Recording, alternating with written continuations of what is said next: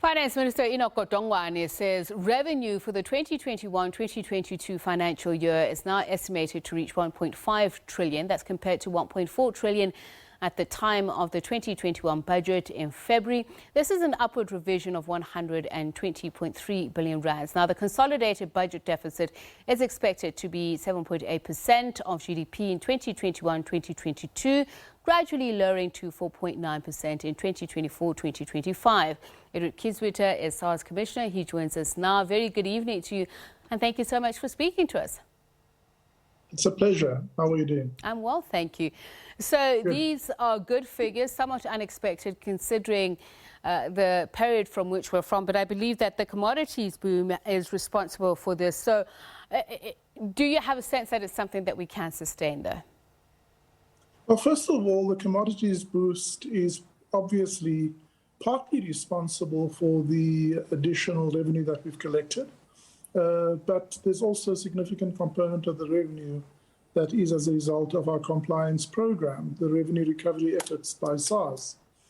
On the part of your question, whether this is sustainable, we know that the additional revenue comes from a better than expected commodity cycle, as well as about a 10% improvement in production levels. And that clearly, specifically the commodity cycle, is not sustainable, it's cyclical.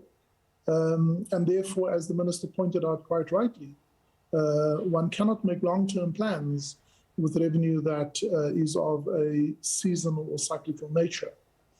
The revenue, though, that increasingly is sustainable is revenue that comes from our compliance program. Sadly, compliance levels in South Africa is still very low. So there's a lot of work, a lot of effort that SARS has to drive in order to make sure that the revenue that is due is in fact collected. I mean, whether it's neither here or not, some had said that, though there's good revenue collection, it seems that government has already started spending it, though the minister was very emphatic that that's not going to happen. But he also said that there is a view that revenue can be increased with a more effective and efficient revenue collection authority. What improvements can be made or are being made? And I think that's an important acknowledgement by the finance minister, that in fact the lowest hanging fruit for additional revenue in South Africa is to collect the revenue that is due based on current tax levels, rather than necessarily simply looking at additional taxes by increasing rates. Now, that's clearly not my decision. It's ultimately a decision by the minister. But I think SARS and the Treasury are largely aligned that the lowest additional revenue has to first come from improving the capacity of SARS. I can share with you just three broad areas where this is the case. The first is, just prior to my arrival, SARS had lost over 2,000 of its staff, many of them in technical areas of specialized investigation and auditing, forensic investigation, criminal investigation, areas of transfer pricing, and also customs officials. So clearly we need to rebuild that just to replace capacity that we've lost, but we also have to look to the future and recognize that we have to begin to expand our capacity in areas such as data analytics and data science, technology development, and even in the social sciences to better understand behavioral economics and the way people think about paying taxes. So that's the first area where thankfully after a drought of not being able to employ additional people, we now are in a position because of the additional funds provided by the minister as announced in February. The second area where we are focusing on is expanding and increasing the use of data. Today, in the world we live today, SARS has to deal with such an enormous volumes of data. It is important, it is impossible for human beings to truly work through, process, analyze the data, extract the risks and trends that we see.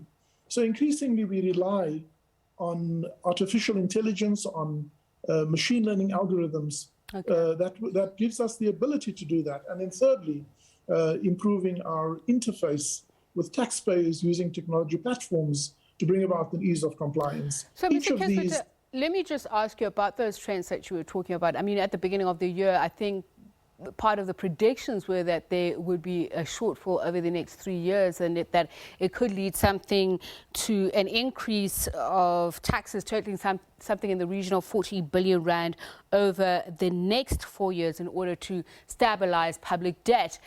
So COVID-19 has made things even more unpredictable, with people either saying they can't or they won't pay their taxes. So what are you gleaning from all of these various tools that you said you've brought on board, including data analytics and data science, to help with compliance and collection? So let me just maybe share with you one or two examples.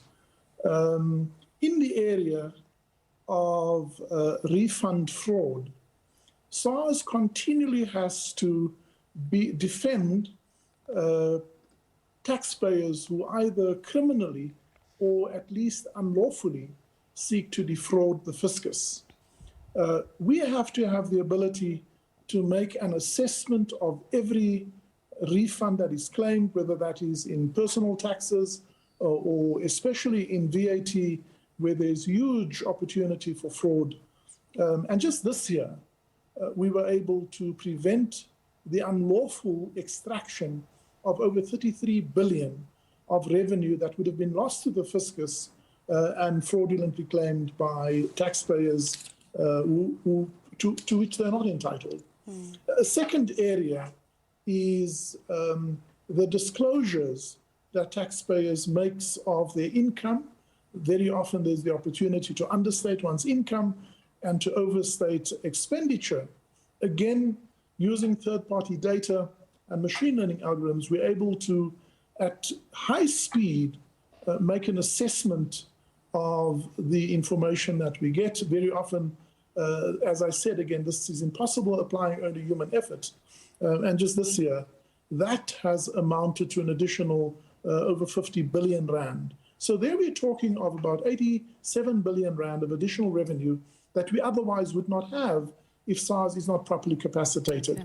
I need to ask this question before I let you go. Corporate tax collection, I know you've seen a better or rosier picture, but there was a prediction that excise duties, specific excise duties, were expected or predicted to fall by something in the region of 50%. So what is the picture looking towards February next year? Any room for policy changes in the next year's budget? Again, the Minister will make policy changes announcements in February. But to the first part of your question, there was clearly, both as the result of the hard lockdown of excisable products, specifically cigarettes and alcohol, there has been a decline in sales, specifically around about the middle of last year, and also whenever we have restrictive hours, and that has had an impact on excise duties.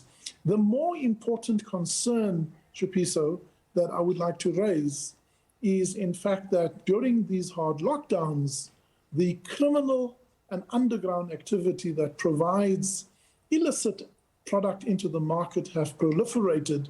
And that's the longer-term problem that we are fighting with, because customers have now become used to illicit products at lower costs, ridiculously lower costs.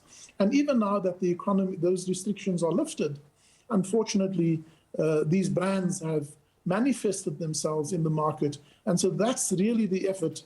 It's an effort not only by SARS, but also working with the South African police and other law enforcement agencies to root out the suppliers of this illicit product, because that has a longer-term distortion to the on the economy, in addition to the potential health risk because of the unregulated product qualities. Mr. Kieswetter, thank you so much for your time. Thank you for speaking to us. Edward Kieswetter, SARS Commissioner, just speaking to us about the tax aspect of some of what was in the midterm budget statement by the Finance Minister Enoch Godongwana. So it's time now for your sports news, looking at